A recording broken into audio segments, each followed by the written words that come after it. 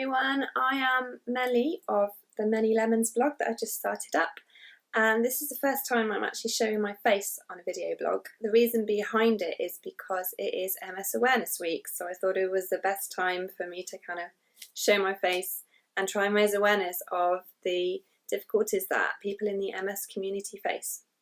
So I just wanted to give a quick summary of what a few other charities are doing this week.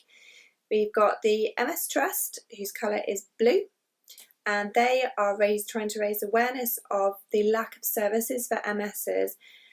There is a massive shortfall in neurologists and MS nurses within this country. There are 100,000 MSers, and an awful lot of us do not have access to even the most basic appointments.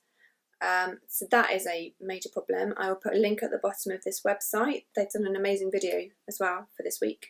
There's the MS Society, which is orange as well, hence the orange shirt. They're going to be blogging and raising awareness all week as well.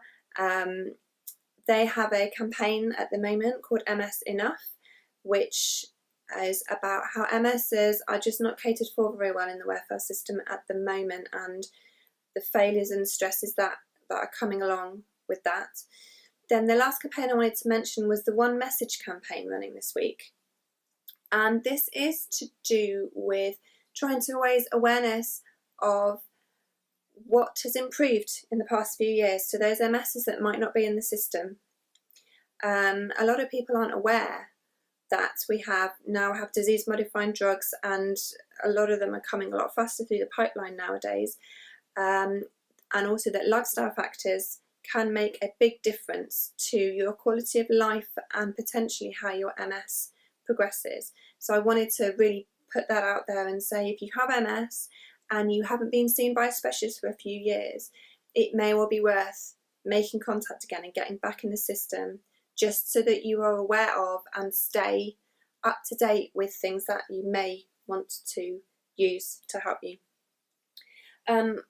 For me, my take on MS Awareness Week, the thing that I wanted to do is raise awareness of invisible symptoms. So a lot of people, when they think of MS, think of the progression into a wheelchair and the progression of mobility issues.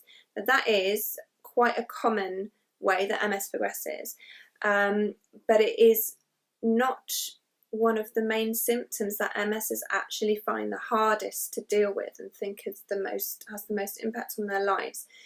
That is actually to do with invisible symptoms such as fatigue. That is an exhaustion that is way above a tiredness that you would feel if you didn't have a chronic condition. Pain, a lot of MSers are in chronic pain and having a lot of drugs to try and control that pain, which affects sleep as well, which then feeds back into fatigue, and it's a vicious cycle. General discomfort from sensory problems that you have because of your MS. And what we call cog fog or brain fog. For me, this is kind of like a dreamlike state that I'm not really in the room. I find word recall pretty much goes down the pan. I'm not able to string thoughts together very easily, and it's incredibly disconcerting. The other thing to say about MS is it attacks the nervous system, so it attacks the brain and the spinal cord, and this means that it can affect so many different functions of your body and in so many different ways. So that's my experience, and it doesn't necessarily encompass what other people find with their cog fog. And just on the subject of cog fog, I actually have a little notebook here to help me keep on track. So I look fine. What's wrong with me? The best way of explaining how invisible symptoms affect MSers and how we are often judged wrongly is the spoon theory. And this is a well-known theory that people in the chronic illness community use. The idea is that you start off with a certain number of spoons at the beginning of the day. That number of spoons may not even be the same every day. You might have fewer spoons to start off some days than others. And each time you perform an activity, it takes a spoon. So for me, this morning, I washed, that's a spoon. I got dressed, that's another spoon. And I did my hair and makeup, that's another spoon.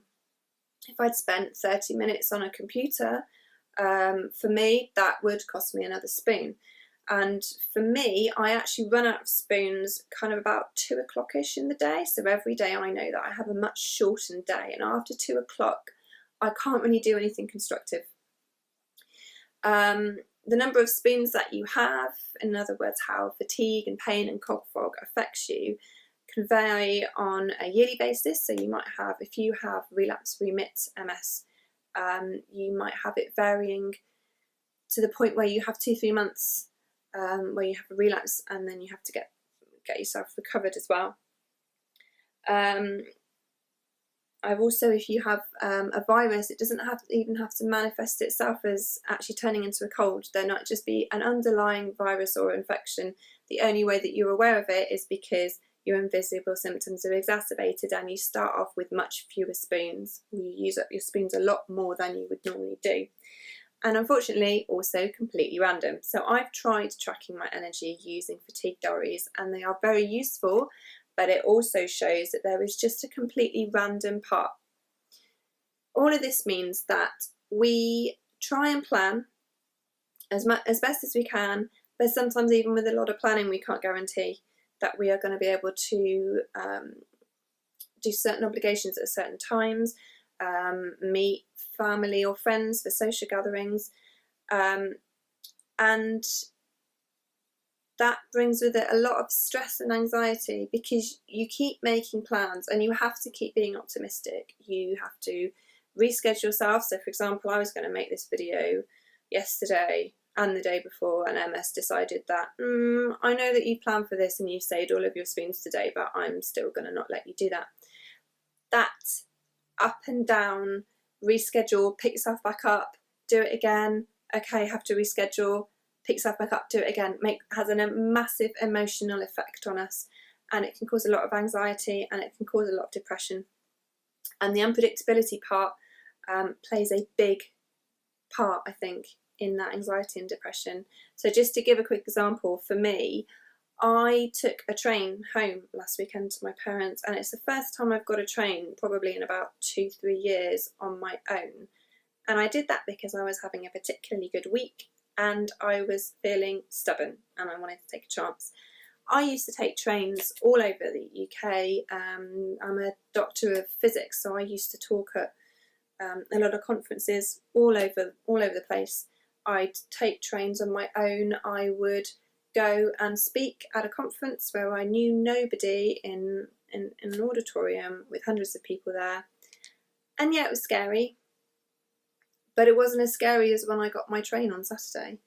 I knew I had 2 changes, and I knew that my fatigue, which manifests itself for me as I can start feeling very ill, very flu-like, aching. My cog fog will come on, so I don't really know where I am fully, and I can feel quite sick. Knowing that could happen at any point during the journey, and knowing that I could get stuck, or at the very least feel quite ill for quite a substantial amount of that journey, was terrifying. And I was worrying all week as to whether I would have enough spoons to even attempt that journey. So that's an example of how invisible symptoms affect me day to day, and the fact that when people see me during the day and I look fine, they don't see how much work has gone into making sure that I can see them, making sure that I have enough energy that I can talk to them. They don't see how ill I can feel afterwards, and the days when I don't leave the house. So yeah, so that's me, and that's me showing you the effect of invisible symptoms on me. I would love it if you could share this video with friends and family, because I think the most important thing is empowering people. If we can empower other people within and outside of the MS community to understand these symptoms, it would just make the world of difference to people in the MS community. It really would. So please, can you share this? I would love it. And thank you for listening. Bye.